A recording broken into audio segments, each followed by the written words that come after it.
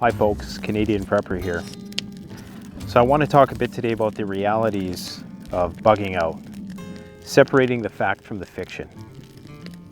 I did a video probably a couple months after I started the channel about time management and how when you bug out into the wilderness or when you do backcountry stuff, most of your time is occupied just by tasks.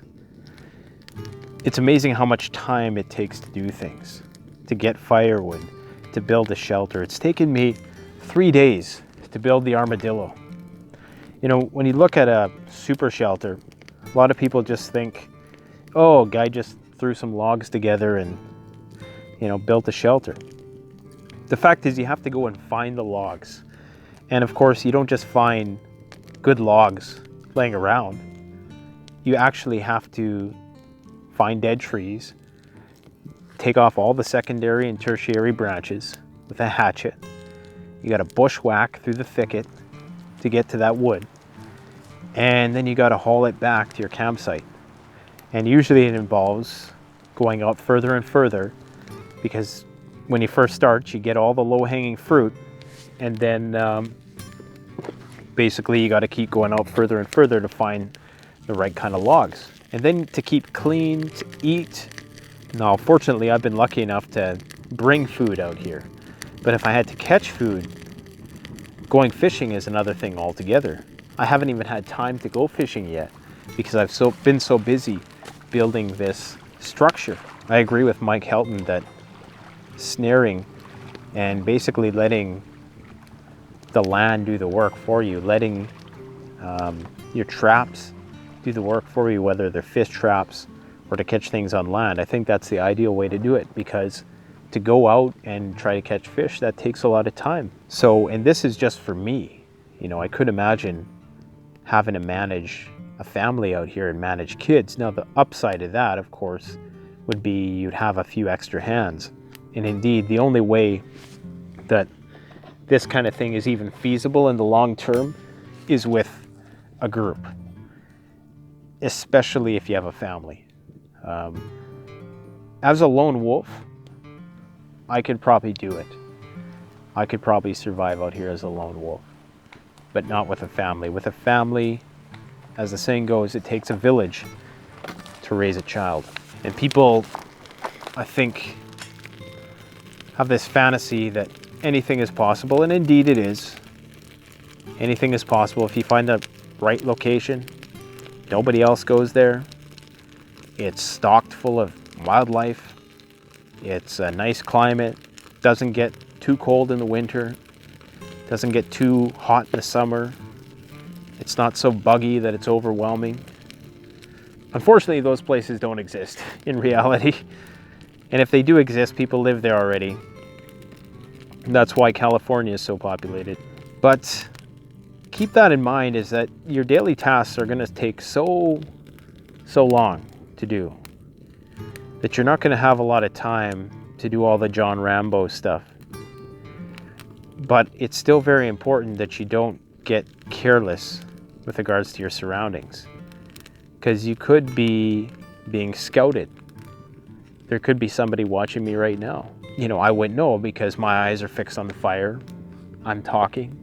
My auditory sense is occupied with my own voice. My visual sense is occupied with the fire. It'd be very easy to scope a person out at night.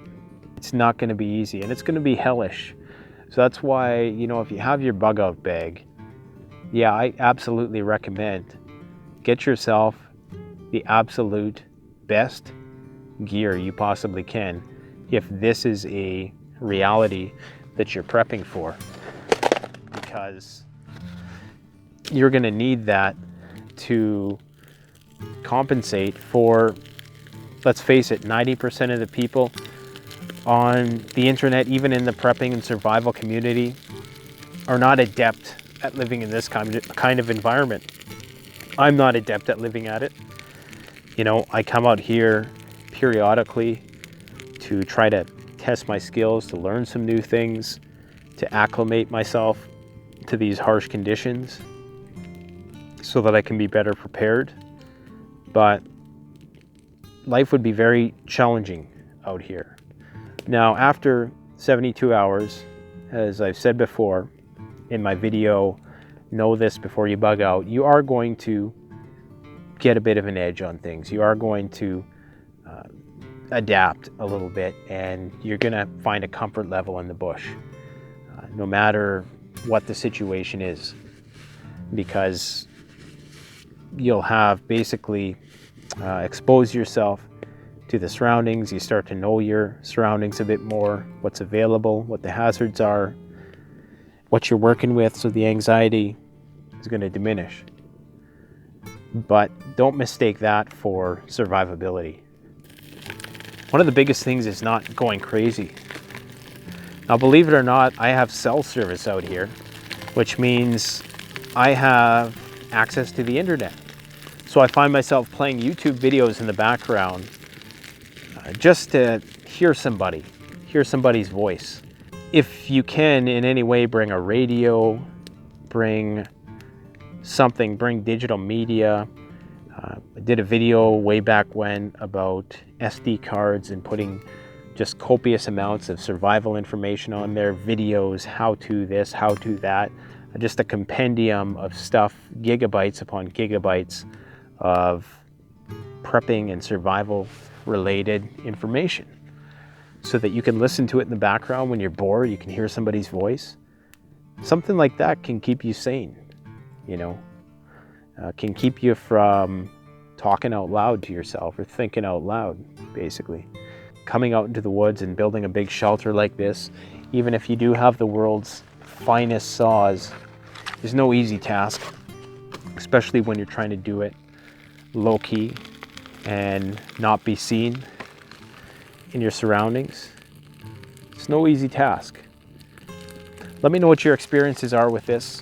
Thanks for watching. Canadian Prepper out.